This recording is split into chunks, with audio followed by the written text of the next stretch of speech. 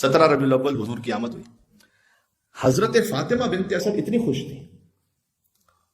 حضور کے والد حضرت عبداللہ انتقال فرما چکے تھے، آپ جانتے ہیں. حضرت آمنہ کے ہاں ولادت ہوئی ہے. ماں نے تو خوش ہونا ہے، لیکن حضرت فاطمہ بنت اسد اتنی زیادہ خوش تھی کہ تاریخ میں باقاعدہ اس خوشی کو ثبت کیا گیا ہے، ان کی خوشی کے اظہار کو.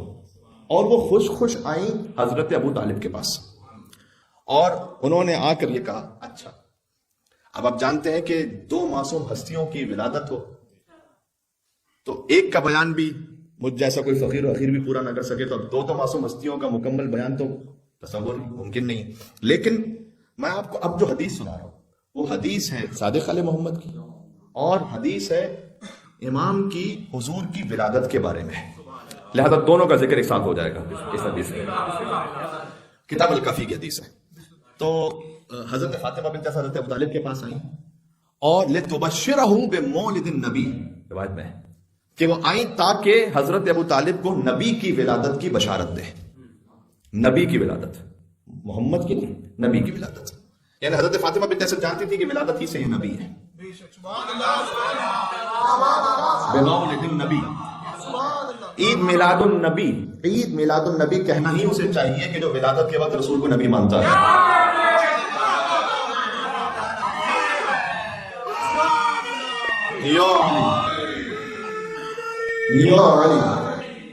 جو ولادت کے وقت انہیں نبی نہیں مانتا وہ عید میلاد النبی کی ترکیب ہی صحیح نہیں ہوتی. نبی کی ولادت کی عید، تو آپ کے مطابق اگر نبی کی بھی ولادت ہی نہیں ہوئی 40 سال بعد نبی بنے گے تو آپ عید میلاد النبی کیوں کہہ رہے ہیں؟ تو عید میلاد النبی. حضرت فاطمہ بنت اسد تشریف لائیں لتبشرہ بمولد النبی. جیسے انہوں نے نبی کی ولادت کی بشارت دی حضرت ابو طالب کو، تو حضرت ابو طالب نے سامنے پلٹ کر کیا کہا؟ حضرت عبد المطلب کے علم غیب سن لیا، ابو طالب علیہ السلام کا سن لیا. فرمایا اسبری سبتن، سین باتا سبتن، اسبری سبتن. سب کہتے ہیں 30 سال کا، 30 ایئرس عربی میں. اے فاطمہ بنت اسد آپ 30 سال صبر کر لیجئے. ابشروں کی، میں آپ کو بشارت دیتا ہوں بمثلی، ایک ایسا ہی بچہ اللہ آپ کو بھی عطا کرے گا.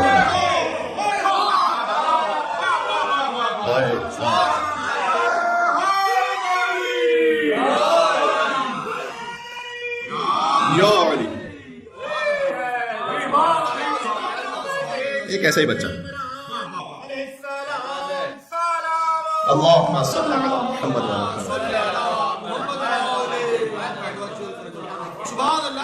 اسبر سبتن ابشروں کی بمثلہ الا النبوہ. کیا دقیق کلام ہے حضرت ابو طالب کا. میں آپ کو بشارت دیتا ہوں کہ اللہ ہو بہو ایسا ہی ایک فرزند آپ کو عطا کرے گا بمثل الا النبوہ، بس یہ کہ وہ نبی نہیں ہوگا. حضور کی حدیث یاد آ گئی، یا علی انت منی میں منزلت ہارون میں موسیٰ الا انہ لا نبی بعدی.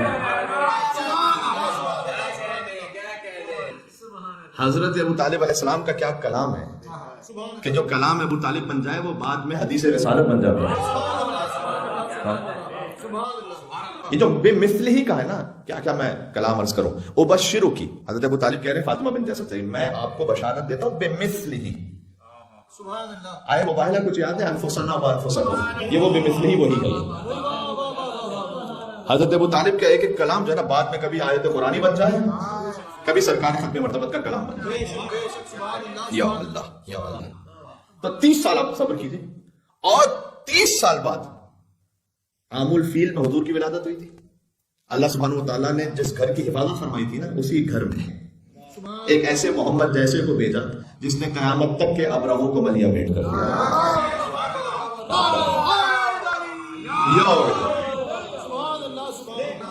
یہ حضور کی آمد کا مختصر ترین احوال ہے.